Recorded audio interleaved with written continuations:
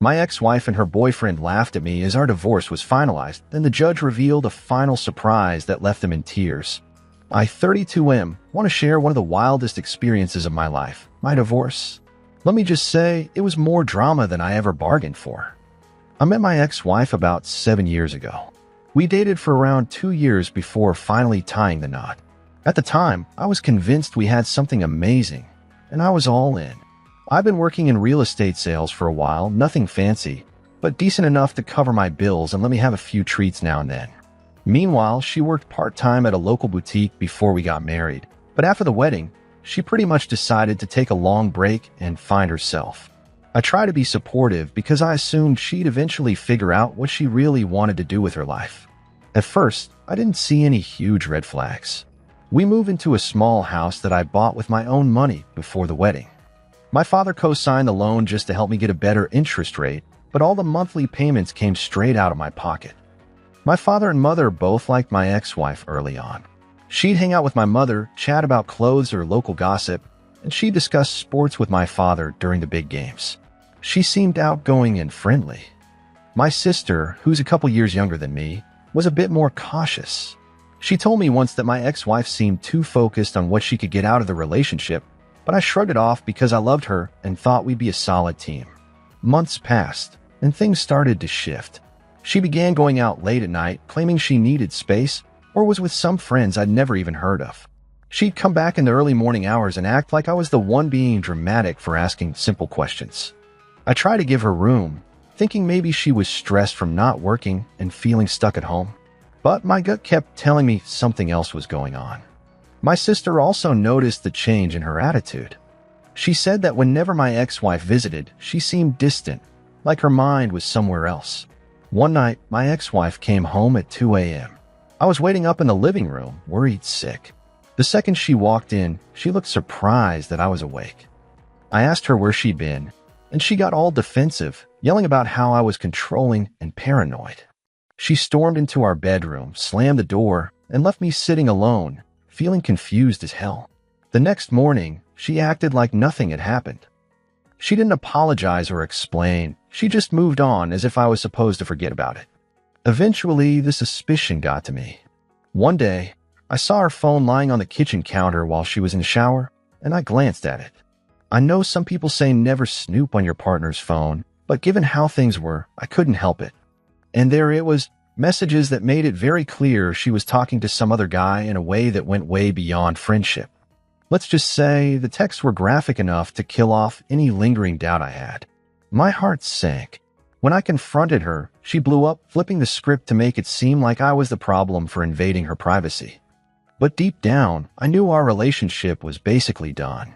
We had an insane fight that night. She accused me of never supporting her dreams, which was ridiculous because she never even told me what her dreams actually were. She said she felt smothered, even though I basically let her do whatever she wanted. I told her she was betraying me, and she didn't bother denying it. She left the house in a fury. I remember sitting at the dining table, staring at the walls, thinking how quickly everything had gone from bliss to chaos. The next few weeks were tense. She would stay out more often, sometimes not returning until the morning. We barely spoke. My father noticed I was in a foul mood and invited me over for dinner without her. That night, my mother, father, and sister all rallied around me, saying I deserved better and that I shouldn't let her walk all over me. They told me I might need to prepare for the possibility that our marriage was beyond repair. It hurt, but I knew they were right. A short time later, I discovered she'd actually moved in with this guy she'd been texting. I came home early one afternoon, hoping we could try to have a civil discussion, only to find her packing up some clothes while on the phone with someone, telling them to make space for her in a closet. I could feel my blood boiling, but oddly enough, I also felt a wave of relief, like at least I knew the truth now. I told her to take whatever she wanted and just go. She shot me this look that was a mix of pity and annoyance, and then she left. After that, the official divorce process started. It was a complete nightmare. She quickly hired a lawyer, so I hired one too. We had to follow the usual steps in my state. There was a waiting period plus mediation sessions to see if we could settle.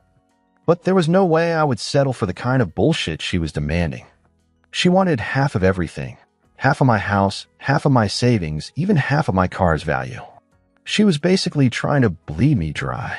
And her new boyfriend was right there with her at mediation, smirking as if they were about to cash a winning lottery ticket. My father and mother were furious, but they reminded me not to do anything rash.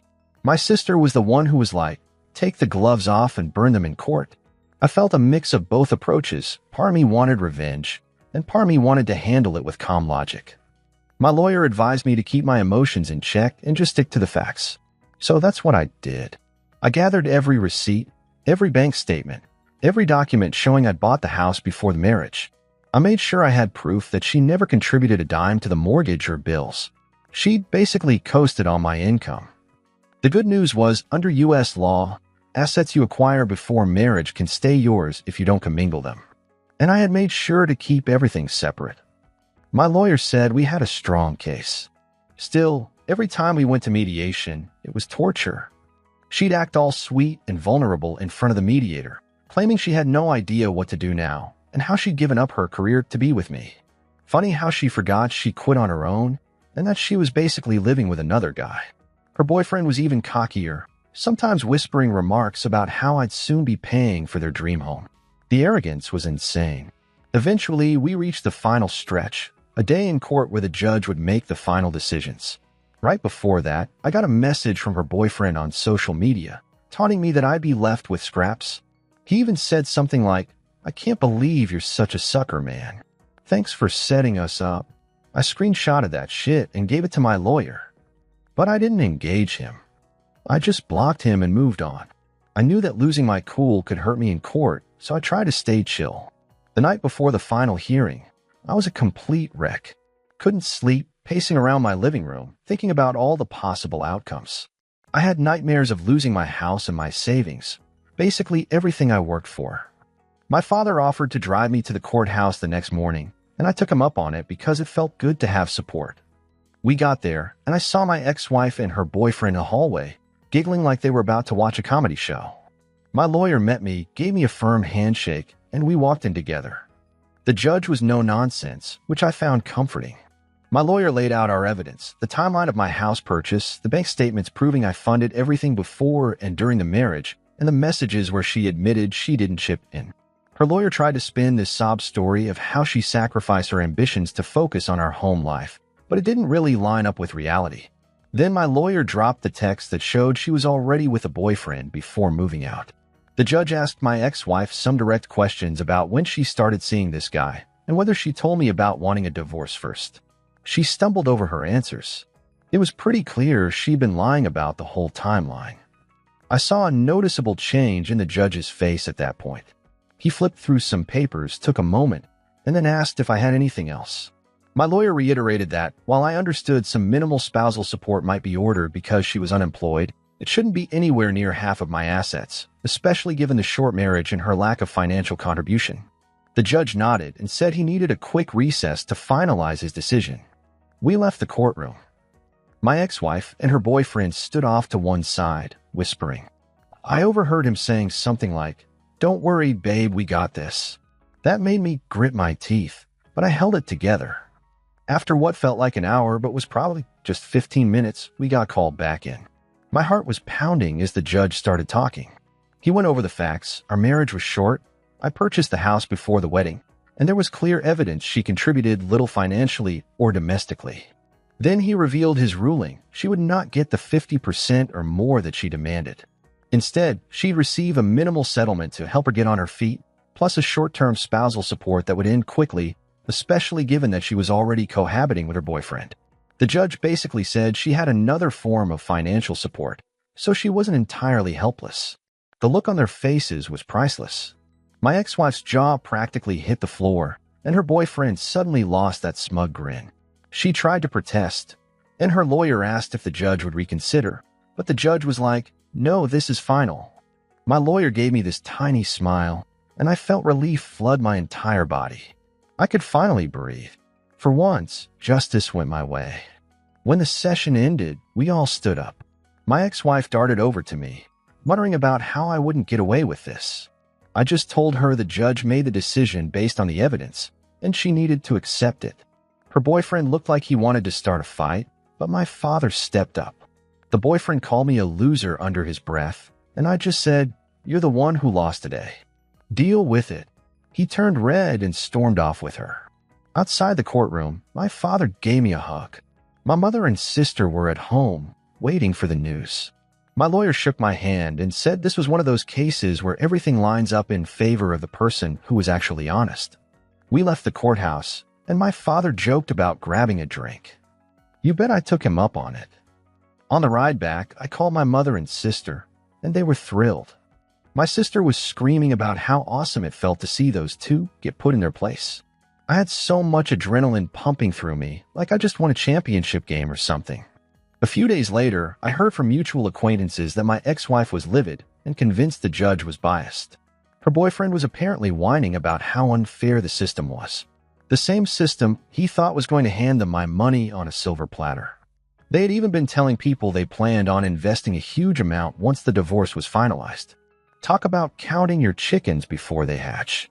Now they were stuck with pretty much nothing. I won't lie, it felt good to see them both face the consequences of their entitlement. They thought they'd toyed with me and that the court would just hand over everything I'd worked for. But nope, the law actually sided with the facts. People sometimes assume the ex-wife automatically gets a big payday in a divorce, but it doesn't always work that way, especially when she's the one who walked out and contributed next to nothing.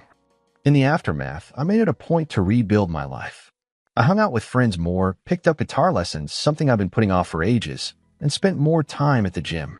My father and mother started inviting me over more frequently for dinner, which was comforting. My sister kept saying I should go on a vacation to clear my head. Maybe I will someday. For now, I'm just happy to be out of that toxic situation. Looking back, I wish I had seen the red flags sooner. But I guess sometimes you have to learn the hard way. I gave my ex-wife everything I could, but she wanted more. She wanted to control the whole narrative, take my assets, and rub her new relationship in my face. It was like I was dealing with a completely different person from the one I married.